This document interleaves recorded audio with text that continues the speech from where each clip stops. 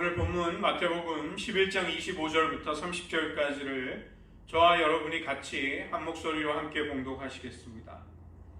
그때 예수께서 대답하여 이르시되 천지의 주제이신 아버지여, 이것을 지혜롭고 슬기 있는 자들에게는 숨기시고 어린아이들에게는 나타내심을 감사하나이다. 옳소이다. 이렇게 된 것이 아버지의 뜻이니이다. 내 아버지께서 모든 것을 내게 주셨으니 아버지 외에는 아들을 아는 자가 없고 아들과 또 아들의 소원대로 계시를 받는 자 외에는 아버지를 아는 자가 없느니라. 수고하고 무거운 짐진 자들아, 다 내게로 오라. 내가 너희를 쉬게 하리라. 나는 마음이 온유하고 겸손하니 나의 멍에를 메고 내게 배우라. 그리하면 너희 마음이 쉼을 얻으리니 이는 내 멍에는 쉽고 내 짐은 가벼움이라 하시니라. 기도하시겠습니다. 하나님, 저희들의 영혼이 하나님 앞에 잠잠히 거하며 회복을 받고 또 진정한 안식을 경험하면서 우리의 영혼의 활력과 기쁨과 새 힘을 얻어 주님 앞에 늘 살아갈 수 있게 도우시고, 우리들이 지쳐 혹은 탈진하여 시험 속에 또 좌절 속에 여러 가지 싸움과 고통스러운 갈등 속에 휘둘리며 내쫓길 때마다 저희들의 영혼이 그것에 압도당하지 않고 다시금 하나님 앞에서 진정한 우리 자신을 찾고 발견할 수 있는 은혜 속에 인생의 모든 삶을 살아가게 도와주시옵소서. 모든 말씀 예수님의 이름으로 기도드립니다. 아멘.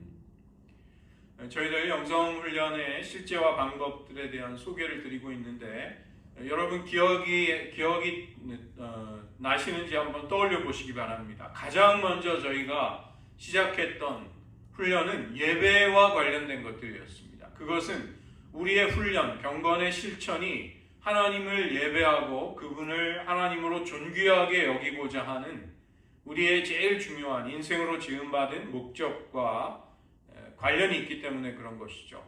저희들 요즘 지지난주부터 계속하고 있는 두 번째 범주는 무엇이냐면 우리의 마음을 하나님께 열기 위한 훈련입니다. 그래서 그것을 위해서 관상과 성찰, 스피리추얼 저널링, 임재에 대한 연습, 이런 것들을 우리가 해보려고 하는 것이죠. 오늘 훈련은 역시 세 가지인데, 쉼과 피정, 그리고 세 번째는 셀프 케어, 나를 돌아보고 나를 잘 하나님의 형상대로 유지하고자 하는 그런 훈련에 관한 것입니다. 이러한 훈련들은 전체적으로 볼 때 가장 진실되고 하나님이 나를 지으신, 창조하신 대로의 모습을 가지고 하나님 앞에 나아가기 위함입니다. 우리 안에 어떤 하나님 앞에 우리의 진실이 아닌 것으로 켜켜이 둘러싸인 거짓된 자아를 벗어버리고 진실됨을 가지고 있는 그대로를 가지고 하나님의 긍휼을 얻고자 하나님 앞에 나아가기 위한 훈련인 것입니다. 이게 겉으로 보기에는 별거 아닌 것 같지만 굉장히 중요한 영성 훈련이라고 할 수 있는 것이죠. 그래서 그것에 관련된 것들 오늘 차례대로 살펴보도록 하겠습니다. 장면 좀 넘겨주시고 커서를 그 가운데다 둬서 제가 조작할 수 있게 해주세요. 서두르는 사람은 회복을 위해서나 문제를 균형 있게 바라보는 시각이라든가 묵상이나 기도 같은 걸 할 수 있는 마음의 여유가 있을 수가 없습니다. 영성의 가장 큰 장애물이자 적은 뭐냐면 바쁘고 분주한 것입니다. 내쫓기고 휘둘리고 정신없이 살아가는 거. 내가 아침에 깨어서 밤중에 저녁에 이제 잠자리에 들 때 하루를 도대체 어떻게 살았는지 모르겠다, 이런 식으로 살아가는 사람은 하나님을 향해 잠시라도 멈추어 설 수 있는 그 마음의 영혼의 여유를 가지기가 어려운 것입니다. 우리 세대, 우리가 감당할 수 없이 빠른 속도로 살아갈 것을 요구받는, 우리는 그런 삶에 놓여 있는 것이죠. 자는 시간이 부족하고 식사를 대충 건너뛰어야 되고 전력을 다해 살아야만 경쟁에서 겨우 밥 벌어먹고 그래도 자식들 키우면서 살아갈 수 있는 굉장히 그런 삶. 우리는 심지어 뭐 시침 분침이 아니라 초침을 보면서 살아야 되는 이제 그런 삶을 사는 것입니다. 고갈되어 있고 어느 정도 탈진이 되어 있는 상태가 내내 계속이 되는 건 많은 현대인들의 모습입니다. 그러나 하나님은 우리들에게 쉼과 노동이라는 리듬을 주셨습니다. 그것은 창조 때부터 모든 인간이 그러한 리듬 속에서 하나님의 형상으로서의 우리의 본질을 유지하고 맛보고 즐거워하면서 살 수 있도록, 진정한 우리 자신으로 살아갈 수 있도록 그렇게 만든 것입니다. 그러나 뭐 일 중독, 관계가 망가지고 건강이 상하고 그 다음에 가족이 그렇게 행복하지 않고, 제가 전에 그 조영기 목사님이 자기가 미국의 목사님들을 이제 교제하면서 크게 깨달은 게 있다. 그분들은 꼭 주말에 가족과 함께 시간을 보내면서 가족에게 많은 시간을 할애하고 그런 행복한 삶을 살더라. 나도 그런 걸 못하기 때문에 너무 나에게는 그게 너무나 절실하게 다가왔다. 근데 사실 그분의 일생을 보면 그때 그 뭔가 절박했던 깨달음만큼 역시 할애를 못하신 것 같아요. 가정에는. 그러니까 이게 어려운 것 같습니다. 에너지가 우리가 소진이 되면 우리는 삶의 즐거움이 사라져 버립니다. 이전에 즐겁게 하던 일들도 그렇게 할 수 없게 됩니다. 다른 이들에게 주의를 기울이고 다른 이들을 섬길 수 있는 에너지나 은사를 발휘할 여력이 없어지는 것이죠. 하나님의 음성을 듣지 못하기 때문에 하나님이 내 삶에 어떻게 역사하시는지에 대한 민감함을 잃어버리게 됩니다. 그리고 강박적으로 내가 해야 될 일에 자꾸 매달리게 되는 것이고, 우리의 한계, 내가 어디까지 할 수 있고 어디까지는 못하는 한계에 대한 판단력을 어느 틈엔가 우리는 잃어버리는 사람이 되는 것입니다. 할 수 없는 일에 매달리고 그것이 나를 또 내가 이렇게밖에 못 사나 하는 평가로, 정죄로 돌아오고, 우리는 24시간 일주일에 7일을 일하도록 창조되지 않았습니다. 우리에게는 한계가 있고 우리의 시간과 정서적이거나 육체적인 에너지에는 거기에는 분명히 한계성이 있는 것이죠. 이진선 장로님, 그분 말씀을 빌자면 드라이버의 비거리가 매년 줄어드는 것을 느낀다. 그래서 거기에 맞춰서 살살 치려고 한다. 우리가 다 그런 걸 느끼는 거죠. 그러나 마치 우리가 유한하지 않은 것처럼 그런 양 산다면 그것은 자기 기만일 것입니다. 우리의 능력과 한계에 대한 진실을 사실 받아들이기가 쉽지 않습니다. 그것이 가져오는 손해와 손실, 나에게 가져오는 제약을 인정한다는 것이 사람에게는 쉽지 않은 것이죠. 나는 여전히 한창 때처럼 할 수 있고 모든 사람을 만날 수 있고 모든 일을 통제할 수 있고 모든 걸 성취할 수 있는 사람으로 나는 여전히 살아간다는 의식, 그게 있는 것입니다. 그렇지만 우리는 모든 것에 대해 다 긍정하면서 예라고 하면서는 살아갈 수 없는 것입니다. 모든 곳을 다 다니면서 모든 사람을 만날 수 없고 갖고 싶은 것을 다 가질 수 없습니다. 우리는 어디에나 반드시 있어야 하는 그런 존재는 아닌 것이죠. 그리고 이 쉼을 필요로 하는 유한함을 인정한다는 것, 그것은 나쁜 것이 아닙니다. 하나님이 우리를 지으신 하나님의 형상대로의 우리를 존중하는 태도가 되는 것입니다. 하나님은 6일간을 창조하시고 7째 날에 쉬셨습니다. 무한하신 하나님이 왜 쉬셨을까요? 결핍이나 부족 때문이 아니었습니다. 하나님의 쉼은 어쩌면 피조세계와 우리들을 위한 쉼이었던 것입니다.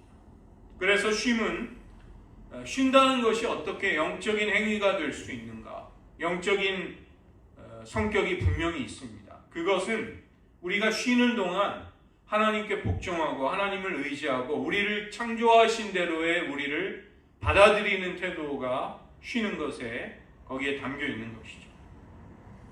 여러분은 일하지 않을 때 무엇을 하십니까? 정말로 쉬십니까? 아니면 또 다른 종류의 일을 하십니까? 직장의 일을 쉬면 집안일을 하고 마당일을 하고 재정을 관리하고 벽장을 청소하고, 공부 못하는 애들의 특징 중에 하나가 시험 전날 책상 정리하고 방 청소하고, 뭔가 몰두해야 될 것에 불안함이 있으니까 이제 다른 걸 하는 것이죠. 쉼은 우리의 삶에 어디쯤 끼어들 수 있는가? 지금 우리 문화적인 압력 속에서 정말 충실히 쉰다는 것, 내가 멈추어 서려고 하는 것은 굉장히 급진적인 레디컬 액션이 되는 것입니다. 문화를 거스르는 행동이 될 수 있는 것이죠. 쉬어보면 이 쉼이라는 것은 우리의 존재와도 관련이 있는 것이지 단지 행동이 아니라는 것입니다. 깊고 충만하고 즐겁고 거룩한 휴식, 그것은 우리를 제정신을 차리게 만드는 것입니다. 인간의 본분, 하나님 앞에서의 주제, 나의 참모습, 내 본연의 위치, 이러한 것들을 회복하게 하는 것이죠. 여러분을 지치게 하는 것, 여러분의 한계를 자꾸 넘어서도록 하는 것들이 무엇이 있을까요? 아마 각자의 삶이 다르기 때문에 여러분에게 찾아오시는 도전들이 다를 것입니다. 언제 가장 깊이 쉬실 수 있는가? 안식을 가장 깊이 누리는 때가 누구인가? 또 그러한 것을 도와줄 수 있는 환경이나 그런 사람들이 있는가? 쉼이나 여가를 위한, 놀이를 위한 시간을 따로 떼어서 거기에 투자를 하는 것, 할애를 하는 것에 대해 어떤 생각을 하고 계십니까? 정기적으로 그런 시간이 있으신가 하는 것입니다. 그 나눠드린 유인물을 한번 핸드아웃을 보시면 쉼의 배후에는 열망이 있습니다. 일과 쉼, 일과 안식이라는 창조의 리듬을 통해서 하나님을 영화롭게 하고 우리의 한계, 인간됨을 받아들이고자 하는 것이죠. 그래서 쉼을 가지는가의 여부는 하나님이 우리를 인생으로 만드신 그 한계성을 우리가 존중하는 것입니다. 거기 실천할 수 있는 내용들, 따로 쉼을 위한, 부담 없이 쉬기 위한 시간들을 할애하고, 그 다음에 그 쉼에 깊이 들어가게 되면 중독, 서두름, 조급함, 염려와 근심으로부터 그런 것들의 힘이 약해지고 우리는 주님과 동행을 할 수 있게 되는 것이죠. 내가 해내는 일을 통해 내가 누구인가를 증명해내야 한다는 그런 강박으로부터 벗어날 수 있게 됩니다. 그래서 창조에 좋은 온갖 종류의 선물들을 즐거워하고 누릴 수 있는 그런 삶의 리듬이 우리들에게 찾아올 수 있게 되는 것이죠. 넘어가셔서 이 페이지에 훈련을, 그럼 쉼을 위한 훈련, 만약에 여러분이 충실히 쉰다면 그 쉼이 어떠한 것이 될지를 한번 상상해 보십시오. 거룩한 상상력으로.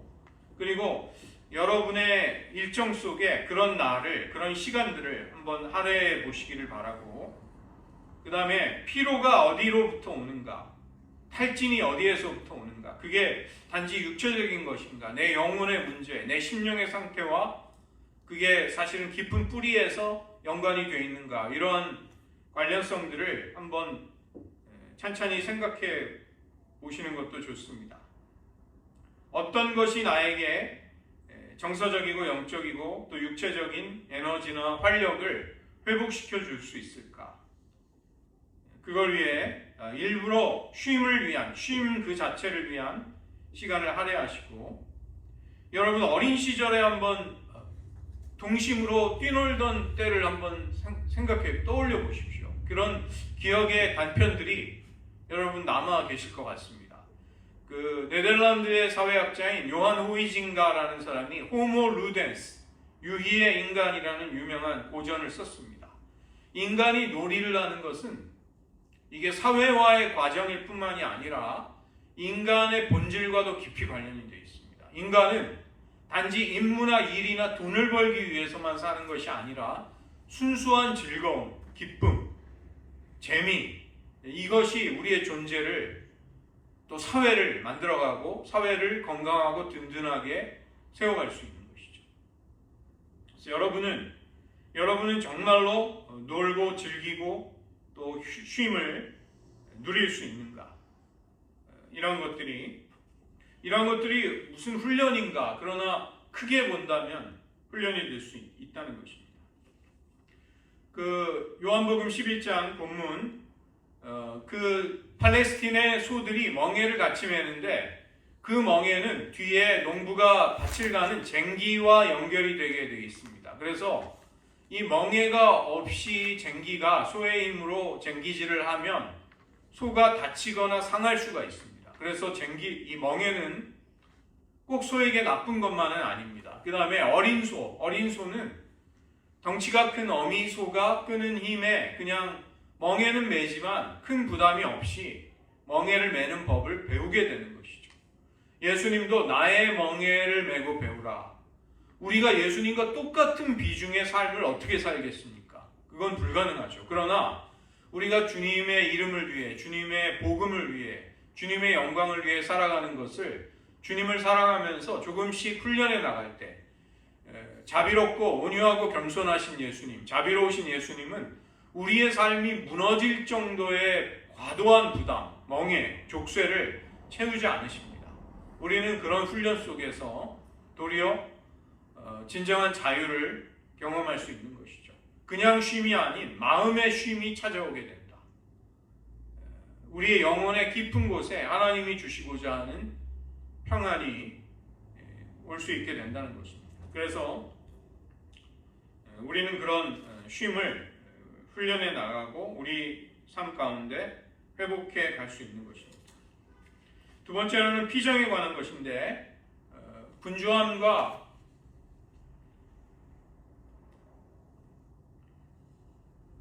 혼란스러움을 피해서 고요함으로 나아간다. 결국은 이제 하나님 앞에 나아가는 것이죠. 우리가 리트릿이 이제 본래 말인데 물러서다. 이제 수련회라고도 번역을 하면 수련회. 근데 수련회라고 하면 뭔가 능력을 배양하기 위해서 훈련을 하고 동기를 부여하고 이제 그런 뜻이 또 있기 때문에 리트릿이라는 말을 이제 피정이라고도 번역을 합니다.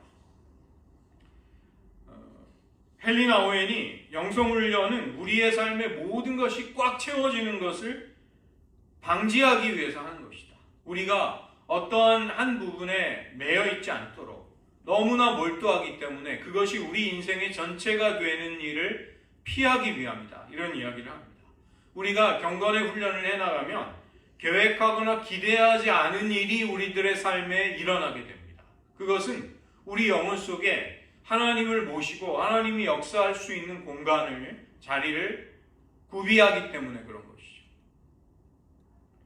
에베소서 6장 12절은 혈과 육이 아닌 하늘의 악한 영들에 대한 싸움, 우리의 영적인 생활을, 영적인 전쟁을 이야기합니다. 초대교부들, 사막교부들, 신자들, 초대교회 신자들, 그들은 이런 전쟁이 무엇인가를 잘 알고 주의를 기울였습니다. 그 4세기에 이제 요하누스 카시안이라고 그 교부인데 이분이 쓴 담화집이라는 그 초대교회 성도들이 어떻게 신앙생활하고 영적인 훈련을 했는지 이제 귀중한 저작이 남아 있습니다. 그분이 어떤 이야기를 하냐면 우리가 모두 똑같은 순서로 전쟁을 치르지 않는다. 왜냐하면 각 사람에게 가해지는 공격이 다르고 우리의 연약함과 약점이 다르기 때문에 어떤 사람은 그 사람에게 찾아오는 시험과 유혹과 싸움을 감당해 나가지만 또 다른 사람은 다른 순서 혹은 다른 영역에서의 싸움이 온다는 것이죠. 그러나 그럴지라도 역사적으로 신자들이 이런 치열한 전쟁을 버텨낸 비결이 있었습니다. 정기적으로 그 싸움의 전선으로부터 물러나서 주님과 보내는 시간이 소중하다는 그 가치를 깊이 알고 있었던 것이죠. 그래서 그런 시간을 가지려고 했던 것입니다. 우리가 피정, 리트릿을 하게 되면 우리 영혼에 새로운 힘과 활력을 받게 되는 것이죠. 그러기 위해서는 우리는 이 땅의 전쟁이 아닌 하늘의 악한 영들과의 전쟁이라는 다른 종류의 싸움에 나서기 위해서 하나님과 홀로 있기를 해야 한다는 것입니다. 이런 피정의 전통은 많은 그리스도인들에게 보편적으로 15세기까지 잘 지켜질 수 있었습니다. 유럽에 1300여 개의 수도원이 있어서 많은 신자들은 이 피정이 아주 쉬웠습니다. 참여하기를 원하면 수도원에 들어가서 하나님 앞에 머물면서 조용히 좀 마음을 가다듬고 삶을 성찰하고 말씀을 읽고 기도하고 이렇게 할 수 있는 환경이 아주 쉽게 우리가 마트를 갈 수 있으면 가고자 하면 얼마든지 가듯이 그 정도로 쉬웠던 것이죠. 그러나 오늘날은 이제 그렇지 않습니다. 더구나 현대인들은 밤늦게까지 불을 밝히고 강의와 세미나, 프로그램, 교육, 끊임없는 활동과 인간관계를 가지는 것이죠. 그런 자기 발전의 노력들이 나쁜 것은 아니지만 우리 영혼에 필요한 것은 하나님과 따로 홀로 독대하기 위한 따로 떼어놓는 시간, 그런 성격의 리트릿이 필요하다는 것입니다.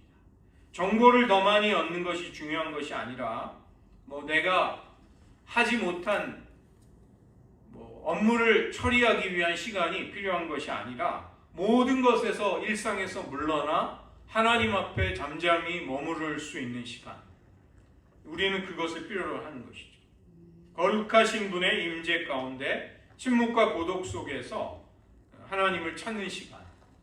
제가 이제 그 신대원의 신학대학원에 들어갔을 때 역사신학을 가르치는 교수님이 프랑스에서 유학을 하다가 정말 보통 사람은 아마 거의 겪지 않는 비상한 일을 당했어요. 길거리를 지나가는데 갱들이 쏜 총에 맞아가지고 이제 복부에 어디에 이제 총알이 박혀가지고 수술을 해서 이분이 살아났는데, 이분이 나중에 이제 전라남도 광주의 큰 교회에 이제 청빙을 받았습니다. 근데 이분이 갈 때 청빙을 수락하는 딱 하나의 조건이 뭐였냐면, 월요일 날은 나를 절대 찾지 마라. 나는 월요일 날 그 남도에 있는 어떤 한 섬에 들어가서 하나님 앞에서 쉬어야 된다. 나는 육체적으로도 그 총상의 후유증 때문에 그렇게 하루를 쉬지 않으면 나는 유지를 못하는 사람이다.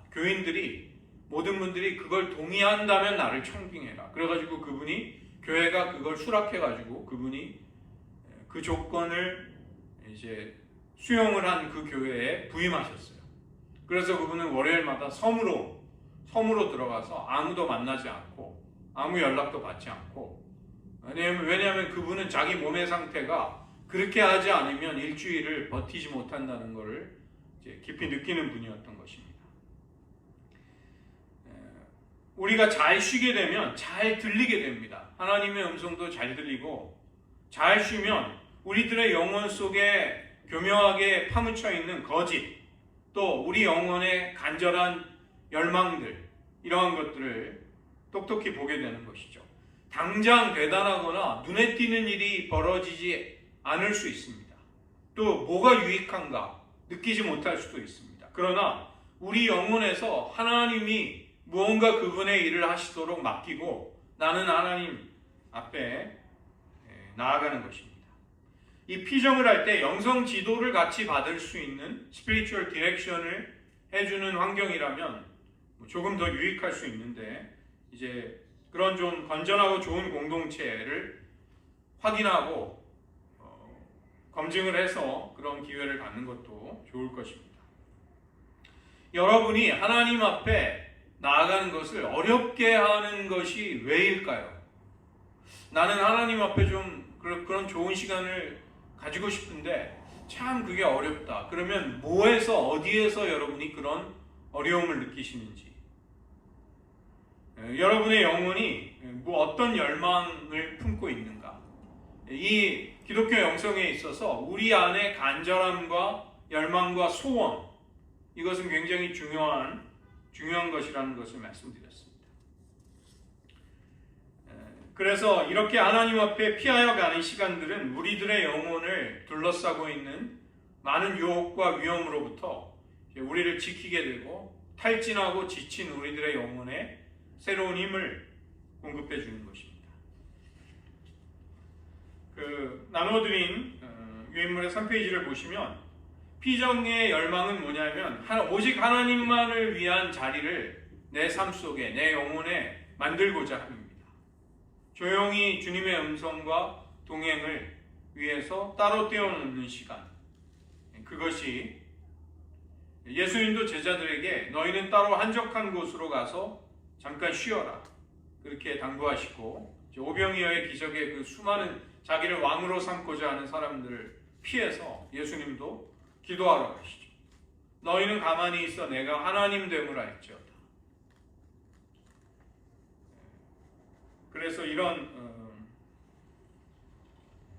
이 피정을 하게 되면 하나님이 주시는 열매들, 우리 내면과 우리의 외부의 소음에 대해서 우리는 잠잠함을, 고요함을 유지하는 법을 배우게 됩니다. 바쁘지만 그 바쁘고 쫓기는 듯한 수많은 나에게 부과된 일들이 내 영혼을 지치도록 만들지 못하는 법을 우리 내면 깊은 곳에서 터득하게 되는 것이죠. 세미한 음성, 또 진정으로 영적으로 보아야 할 시각들, 이러한 것들, 나의 삶에 무엇을 행하고 성취해내는 것뿐만이 아니라 내가 하나님 앞에 어떠한 존재로 그분 앞에 거하고 있는가, 살아가고 있는가, 그분 앞에 서 있는가, 내가 어떤 존재로 빚어져 가고 있는가, 이러한 것들이 역시 함께 소중하다는 것을 놓치지 않게 되는 것입니다.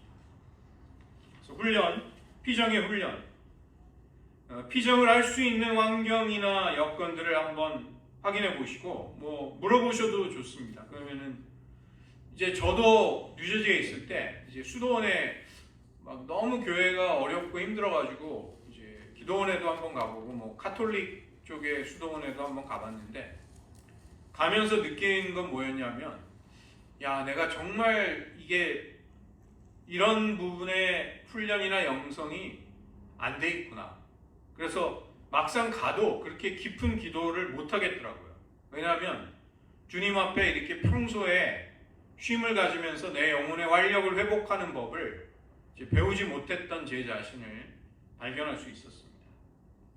피정의 장소나 기관, 꼭 종교적인 기관만이 아니라 야외로 나가셔도 좋고 자연 속에 산책을 하셔도 좋고 오붓하게 주님 앞에 보내는 시간을 한번 여러분의 삶 가운데 마련해 보십시오.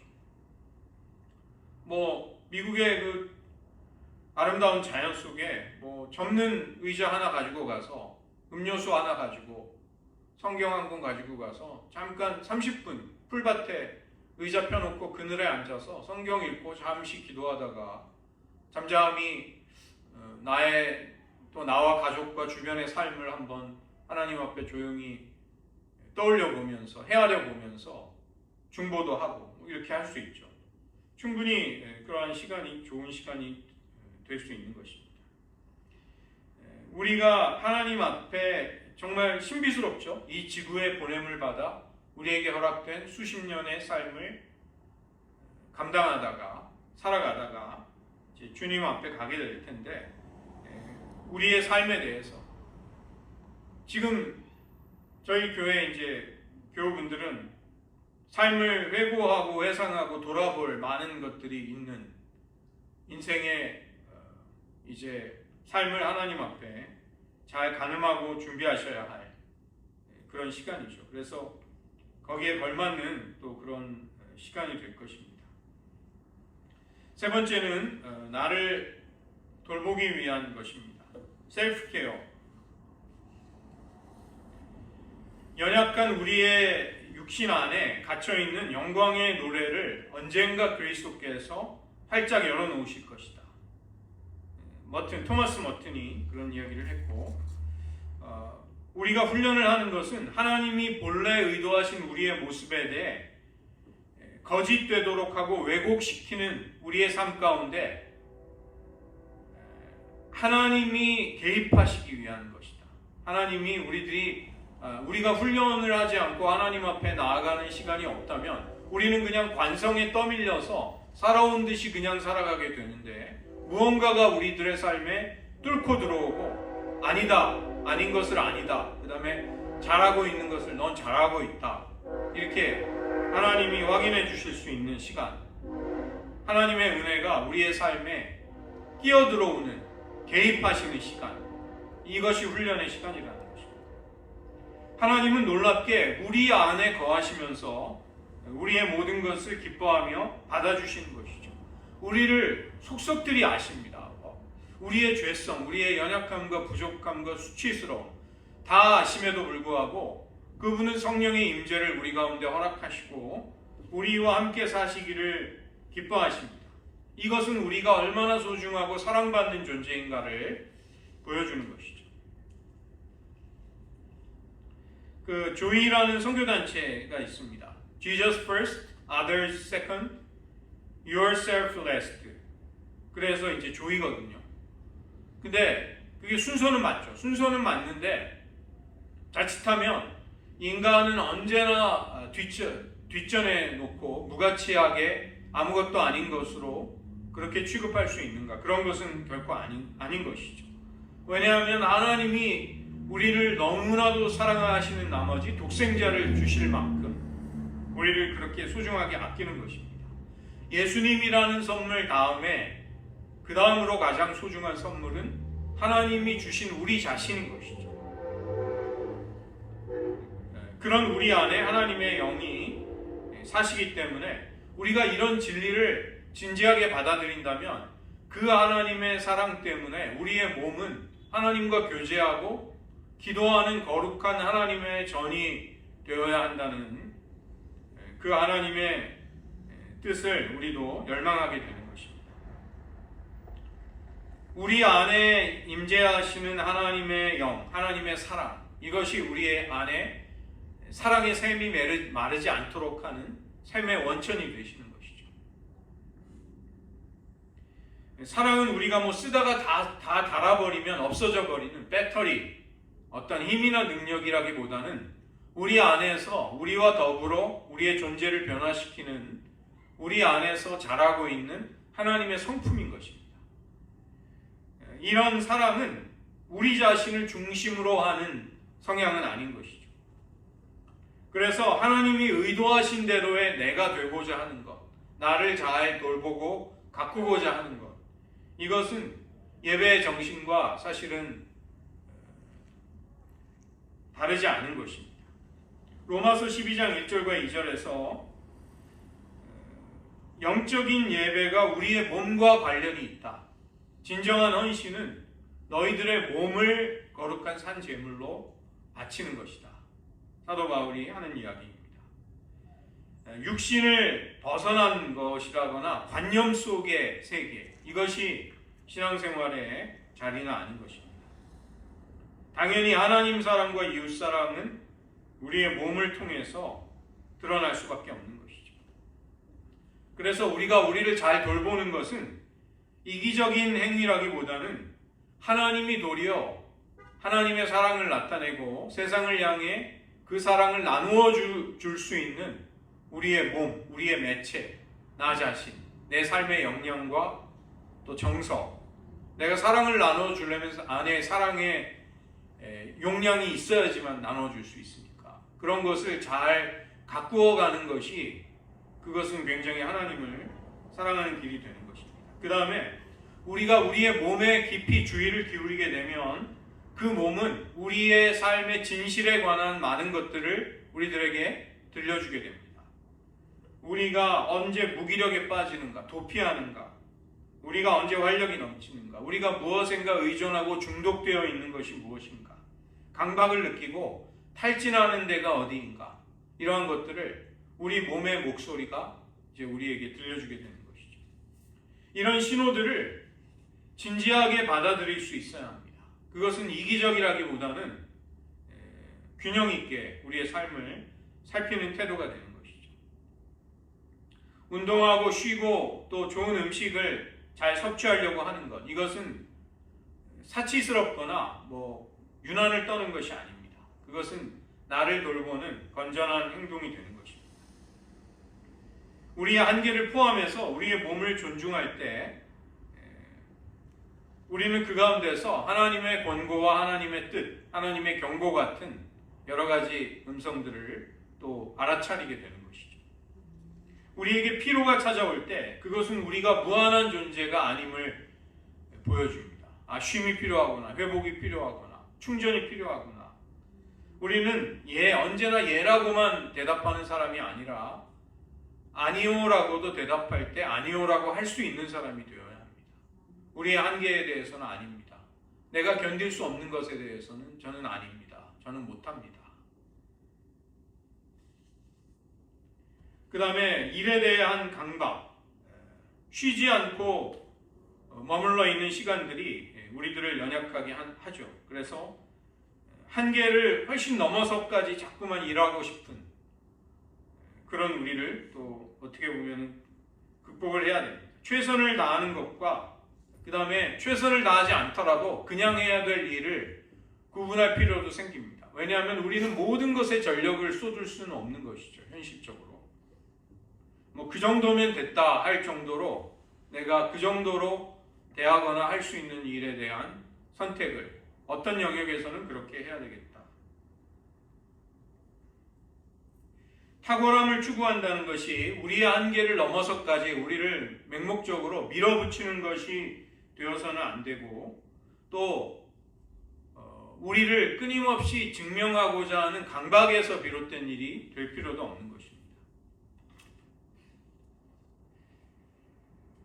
하나님이 우리를 선하게 창조하셨는데 그런 하나님께 감사할 수 있는 것이죠. 만약에 그런 감사가 힘들다고 한다면 하나님의 형상으로 내가 지음받았다는 것이 무엇일까에 대해서 우리는 생각해 보셔야 합니다.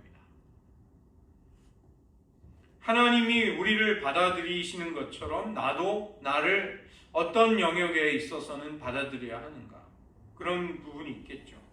또 인생의 계절에 따라 그런 것이 새롭게 발견이 될 수도 있습니다. 우리의 건강이나 몸이나 관계를 내가 혹시 방치해 오지 않았는가, 몸이 들려주는 소리에 대해서 우리는 외면하면서 살아오지 않았는가, 탈진에서부터 지친 데서부터 회복하기 위해 우리는 무엇을 하는가. 하나님의 사랑을 우리가 받아들이지 못하도록 또 다른 사람과의 깊고 친밀한 관계 속으로 나아가는 것을 사실은 방해하는 그런 것들이 무엇이 있을까? 방어기제라는 말이 있습니다. 방어기제. 심리학에서 나온 말인데 그 심층 심리학의 개척자 지그문트 프로이트의 딸 안나 프로이트가 이 방어기제를 체계화시켰습니다. 그 딸도 심리학자였어요. 그래서 방어기제는 4가지의 단계가 있는데 병적인 단계, 미성숙한 단계, 신경증적인 단계, 성숙한 단계에서 이제 쓰게 되는, 사용하게 되는 그런 방어기제들이 조금씩 다릅니다. 그 인간이 이 심층 심리학에서는 이들을 이제 원초화라고 하는데 원자, 그 다음에 에고는 자, 슈퍼 이고는 초자. 쉽게 말하면 이드는 본능대로 움직이는 나, 에고는 현실 속의 나, 슈퍼 에고는 도덕적인 나. 이런 갈등 속에서 우리는 불안이나 결핍이나 이런 정서적인 불안을 느끼는 것이죠. 그래서 방어기제가 작동이 되는데 무의식적으로 우리는 방어기제 여러 가지 가운데 우리가 나름 사용하는 것들이 있습니다. 복수, 여러 개를 같이 사용하기도 하고 그렇습니다. 이 방어기제가 꼭 나쁜 것은 아닙니다. 우리를 지키기 위한 긍정적인 쪽으로 사회적으로 적응하기 위한 좋은 의미에서도 방어기제를 쓸 수 있습니다. 그러나 방어기제가 지나치거나 부적절하게 작동하면 우리를 억압하게 되고 우리에게 해를 가져오게 되는 것이죠. 병적인 방어기제라는 것은 현실을 왜곡하거나 부정하는 것입니다. 그런 식으로 불안을 피하고 싶어하는 것. 미성숙한 방어기제는 관계나 현실을 왜곡함으로써 감정을 처리하려고 하는 것. 신경증적인 방어 기제는 불안을 완화하면서 그 기능을 유지하려고 하는 것이고, 성숙한 방어 기제는 현실을 직시하면서도 감정을 건강하게 조율하려고 하는 것. 그래서 부정이라는 것은 애써 부정하는 것. 뭐 그런 일은 절대 안 일어날 거야. 뭐 이런 거.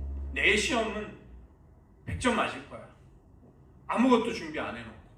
denial이죠. denial. 현실 부정. 그 다음에 전환이라는 것은 conversion. 심리적인 갈등이 신체적인 증상으로 가는 것입니다. 막 시어머니한테 학대를 당한 며느리가 어느 날 갑자기 글을 쓰려고 펜을 잡으니까 손에 마비가 와가지고 막 글을 못 쓰게 된다든지, 감각이 마비된다든지, 신체 기능이 상실된다든지. 미성숙한 방어 기제, 동일시는 이제 따라하는 것이죠. 연예인처럼 자기가 마치 연예인인 양 행동하고 춤추고 누군가를 모방하려고 하는 것. 신체화라는 것도 좀 비슷한데, somatization. 극심한 스트레스가 신체에 어떤 통증이나 질병을 유발하는 것입니다. 제가 군대에 있을 때 저를 괴롭히는 두 달 고참에게 엄청난 증오심이 일어나가지고 막 진짜 제가 이제 마음속에 사람이 너무 미워하면 근데 이제 그 미움이, 그 증오가 제 안에서 확 터져 나오는데 구역질이 난다. 구역질. 그러니까 저도 내가 이렇게까지 걔를 미워했나? 평소에는 몰랐는데. 그래가지고 그 고참이 깜짝 놀랐습니다. 제가 그냥 얌전하고 그냥 조용조용한 애인 줄 알았는데, 막 이렇게 미친 듯이 행동하니까. 이제 소마타이제이션. 억압은 무의식 속에 불쾌함을 이렇게 그냥 억눌러 놓는 것. 애써 기억하지 않는 것. 투사라는 것은 남에게 전가시키는 것. 내가 화가 났는데 쟤가 화가 난 거야. 제 얼굴을 보니까 화가 난 거야. 이런 식으로.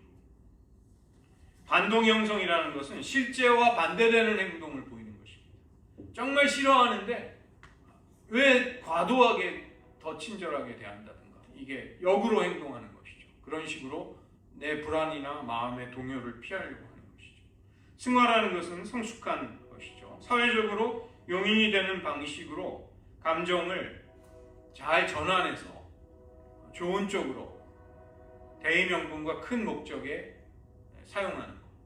운동선수들이 엄청나게 치열한 훈련을 받고 그 고통스러운 자기 절제를 하는데, 그걸 잘 승화시킬 수 있는 사람은 이제 탁월한 사람으로 그렇게 성취를 해내게 되는 것이죠. 유머 같은 거, 어려운 상황을 농담으로, 유머로서 받아들이고 이렇게 창조적으로 극복하려고 하고. 그 다음에 서프레이션은 의식적이지만 감정을 통제하고 조절할 수 있는 것입니다. 그래서 이런 것들을 이것을 우리는 잘 이해하고 필요에 따라 적절히 잘 사용할 필요가 있는 것이죠. 거기 한번 나를 돌보기, 셀프케어의 배우의 열망은 하나님이 나를 소중한 존재로 만드셨기 때문에 나도 나를 소중하게 여기고 나의 존귀함을 그렇게 구현하고자 하는 것입니다. 한계, 열망을 가진 전인적인 존재, 몸과 영혼과 정신, 이러한 것들을 보호하고자 하는 것이죠. 그 시편 139편 보면 내가 주께 감사하면 나를 지으심이 심히 교묘하십니다. 예전에 개역 한글판에 신묘막측하십니다 이렇게 번역했죠. 주께서 하시는 일이 기이함을 내 영혼이 아나이다. 이게 이제 유진 피터슨 목사님은 높으신 하나님, 당신께 감사드립니다. 당신은 참 대단하십니다. 몸과 영혼 모두 저를 놀랍게 만드셨습니다. 그런 하나님을 경배하고 예배합니다. 이렇게 번역을 했습니다. 우리 자신에 대해서 우리의 몸, 건강, 이런 것을, 한계들을 적절히 잘 유지하고 쉬고 또 하나님이 주신 한계들을 겸손하게 받아들이고 정서적이고 육체적인 건강함을 유지하려고 하는 것. 뒤에 넘어가셔서 자기를 잘 돌보는 사람은 지나친 내 한계를 넘어서도록 나를 밀어붙이거나 몰두하거나 정말로 중요한 것을 도외시하는 채로 그렇게 무언가에 빠져서 혹은 강박에 시달리면서 쫓기듯이 살지 않을 수 있는 내면의 질서와 강건함을 이제 키워나갈 수 있게 되는 것이죠. 우리에게도 다 지치고 탈진하고 유혹이 찾아오고 크고 작은 중독의 문제가 우리를 괴롭히고 뭐 다 있습니다. 마음의 상처도 있고 트라우마도 있고. 근데 문제는 그것을 우리 자신을 잘 돌보면서 회복하고 새로운 힘을 얻고 또 아무리 힘들지만 끝내 가서는 결국은 그거에 압도당하는 사람이 아니라 그것을 이겨내는 사람으로 설 수 있는 것이죠. 그래서 훈련을 몇 가지 제안하는 것은 여러분 자신에 대해서 긍정적인 것이 무엇일까? 하나님께 나는 그래도 내 인생과 내 삶에 대해 내 걸어온 여정에 대해 하나님께 정말 감사드릴 것이 있다. 이렇게 그런 것들도 한번 살펴보시고 거울 앞에서 우리의 몸을 신체를 들여다보면서 거기에 반영된 우리의 삶의 여정들 내가 어떤 삶을 살아왔고 하나님이 나를 어떻게 인도해 오셨는가 내가 과거 가운데 아직도 받아들이지 못하거나 용납하지 못하는 것 내 전체적인 삶의 의미 속에 통합되지 않는 것 이런 것들이 있죠. 아주 고통스럽다거나 납득이 되지 않는다거나 상실에 대한 아픔이 복구가 되지 않는다든가 충분히 있을 수 있습니다. 그러한 것을 또 포함해서 이제 하나님 앞에 우리의 삶을 돌아보는 것입니다. 즐거워할 수 있는 소소한 계획들을 세우셔서 한번 해보시고 몸과 관련해서 생활 습관이나 패턴, 건강을 위해서 운동을 한다든가 이런 것들 생각해 보시고 그 다음에 하나님 앞에 우리가 언제든지 우리를 돌보는 일을 부족했을지라도 다시 할 수 있습니다. 그래서 잠을 여러분 잘 주무십니까? 이런 것도 한번 잠을 왜 자지 못할까? 단순히 호르몬이나 신체 기능의 변화 때문만이 아니라 심리적으로도 영적으로도 정서적으로도 또 여러 가지 복합적인 영향이 사실은 있을 것입니다. 너무 많이 자는 것도 문제일 테고 너무 못 자는 것도 문제이겠죠. 우리의 몸을 돌보고 양육하기 위한 다양한 취미 생활, 레저, 이런 즐거운 시간들, 운동, 이런 기회들, 그 다음에 이혼이나 사별 같은 큰 충격, 큰 트라우마 속에 있다면 서포트 그룹에 가서 같이 나눔을 한다든가 그 AA Anonymous Alcoholic 익명의 알코올 중독자들이라는 그 회복 모임에 보면 12단계의 회복 단계가 있는데 그게 거기 하나님만 없다 뿐이지 굉장히 종교적이고 굉장히 그 참된 회개에 이르는 단계 거의 다를 바가 없습니다. 내가 스스로 할 수 없다는 것을 인정해라. 그 다음에 어떤 절대자의 도움을 찾아라. 이러한 것이 있어요. 아주 굉장히 기독교적인 아마 그 체계를 만든 사람이 신자인 것 같아요. 믿는 분인 것 같아요. 그래서 우리의 삶에도 우리의 연약함에 대해서 그걸 나눌 수 있는 소그룹이라든가 친밀한 관계 속에서 그렇게 할 수 있는 것도 충분히 활용해 볼 필요가 있습니다. 오늘 세 가지 쉼과 리트릿과 나를 잘 돌보는 것에 관해 잠시 나누었는데 이러한 것들은 가장 진실된 우리 자신을 가지고 하나님 앞에 나아가기 위한 훈련들이라고 할 수 있습니다. 그래서 내 마음을 하나님께 열 수 있는 것이죠.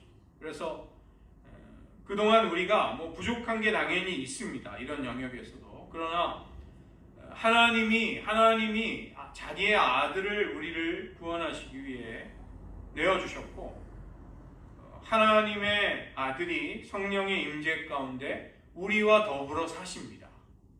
그런 우리의 몸이 얼마나 소중하겠습니까? 우리의 정서적인, 우리의 내면 세계가 막 미움과 분노와 어떤 염려와 근심, 탈진과 압박, 중독에 시달리고 있다면 그것은 하나님이 기뻐하시는 모습이 아니죠. 하나님이 의도하신 대로의 하나님의 형상을 반영하는 그런 아름답고 온전한 모습으로 살고 싶습니다. 그것을 하나님도 기뻐하시는 줄 압니다. 우리는 그런 동기를 가지고 우리 자신을 잘 돌아보면서 나를 하나님 앞에 가장 정직하고 지음받은 모습 그대로의 온전함을 가지고 하나님께 나아갈 수 있기를 이 시간 구하기를 원하고, 여러분 각자의 삶에 찾아온 도전과 결핍, 또 괴로움, 또 쓰라림, 신체적인 연약함과 또 건강의 저하, 나이 들매 관해서 또 영혼의 계절이 변화되는 것에 관해서 주님과 어떻게 동행할 수 있을지를 계속 배워가고 찾아가고, 그런 과정들이 즐겁고 또 기쁨에 넘치는 은혜로운 과정이 될 수 있습니다. 하나님이 우리를 사랑하시기 때문에. 그래서 그러한 여정으로 주님 손을 붙잡고 나아가게 해달라고 이 시간 잠시 기도하시겠습니다. 하나님 아버지, 수고하고 무거운 짐진 자들을 다 나에게로 오라고 부르시는 주님 앞에 저희들 지치고 상한 영혼을 가지고 연약해지는 육체와 변화하는 인생의 계절 속에, 삶의 여정 속에 저희들 주님과 동행하고 있습니다. 저희들의 결핍과 피로와 탈진과 상처들이 꼭 나쁜 것만이 아니라 우리의 한계를 인정하고 받아들일 수 있는, 우리를 겸손케 하는 하나님의 기회로 삼아주시고, 하나님 우리들 하나님의 형상으로 지음받아 하나님의 아들의 형상을 우리 안에 이루어가시는 하나님의 사랑이 우리를 평생 영원토록 이끌고 가심을 믿습니다. 우리들 인생에 수많은 일들을 겪었지만 그것이 기쁘건 슬프건 또 쓰라리건 즐겁건 간에 주님과 함께 그 모든 여정을 지금 걸어가고 있다는 사실을 발견하면서 하나님이 베풀어 주신 창조세계 아름다운 또 크고 작은 은혜의 선물들을 우리가 헛되이 흘려보내지 않고 허비하지 않고 그것들을 즐거워하며 기뻐할 수 있는 그런 삶을 허락하여 주시옵소서. 하나님, 저희들 모든 시간이 다 소중하지만 특별히 마음의 여유를 가지고 주님 앞에 나아가기 위한 잠시 동안의 멈춤의 시간, 우리의 영혼이 속사람이 회복이 될 수 있는 그런 시간들이 우리들의 하루 가운데, 우리들의 일주일, 한 달, 또 우리들의 한 해 속에 그런 시간들이 안배되고 또 의도적으로 그런 시간을 지킴으로써 저희들이 또 우리 자신을 진실되게 하나님 앞으로 가지고 나아갈 수 있도록 은혜 베풀어 주시옵소서. 기도하겠습니다. 하나님 아버지, 수고하고 무거운 짐진 모든 자들을 부르시는 주님 앞에, 주님, 우리들이야말로, 나 자신이야말로 지치고 상한 영혼, 탈진하고 낙심하고 중독과 강박에 시달리고 인생의 쓰라린 일을 겪으며 또 신뢰와 인간에 대한 믿음을 잃어버린 여러 가지 아픔들, 또 육체적으로 약해지는 인생의 계절 속에서 주님을 계속해서 지속적으로 저희들 찾고 있습니다. 저희들 연약함을 가지고 좌절과 결핍을 가지고 그것이 왜 없느냐고 고통스러워하기보다 그러한 우리의 한계를 통해서 우리가 무한하지 않은 유한한 피조물임을 겸손히 인정할 수 있게 하시고, 그러한 연약함을, 한계를 받아들이지만 동시에 우리가 하나님의 영광스러운 형상으로 지음받아 그 아들의 형상으로 빚어져 가고 있는 존재임을 기뻐하고 즐거워할 수 있게 하여 주시옵소서. 켜켜이 쌓인 거짓된 자아를 가지고 하나님께 나아가지 않게 도와주시고 가장 정직한 심령으로 솔직함을 가지고 천진난만함을 가지고 주님 앞에 나아가 우리들의 진실을 아뢰고 내 마음의 상태 그대로를 주님 앞에 다 보여드릴 수 있는 정직한 심령 될 수 있게 도와주시옵소서.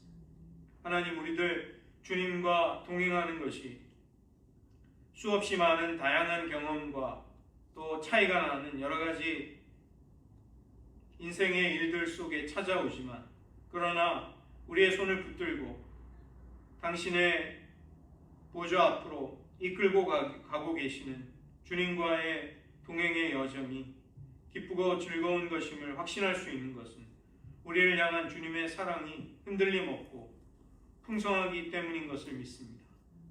우리가 주님의 멍에를 겸손히 지고 주님과 함께 복음을 위해 주님의 이름의 영광을 위한 부담을 짊어지고 우리가 할 수 있는 작은 희생을, 헌신을 감당하면서 그 멍에를 통해 주님과의 동행을 더욱 배울 수 있게 하시고 우리들의 마음이 우리들의 영혼의 깊은 곳까지 찾아오는 하나님의 쉼과 평안을 저희들 누릴 수 있게 하여 주시옵소서. 거창한 훈련이 아닐지라도 다른 모든 것을 차치하고 하나님 앞에 잠시 시간을 내어 우리들의 영혼이 머물고 거하면서 우리들의 진실을 하나님께 열어 보여드리는 그것을 통해 우리들에게 새로운 활력과 회복이 찾아오게 하시고 그러한 훈련의 지혜, 주님과의 동행의 기쁨이 우리들의 삶 속에 더욱더 깊어지고 더욱더 자라갈 수 있게 도와주시옵소서. 모든 말씀 예수님의 이름으로 기도드립니다.